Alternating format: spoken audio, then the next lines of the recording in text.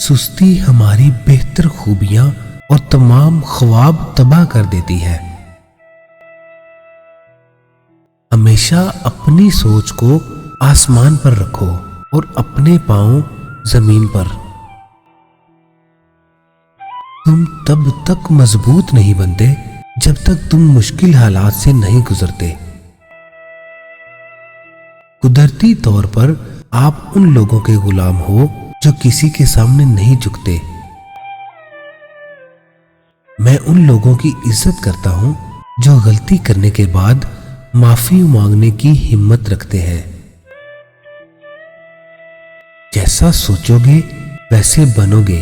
तुम्हारे ख्यालात ही तुम्हारी तकदीर हैं।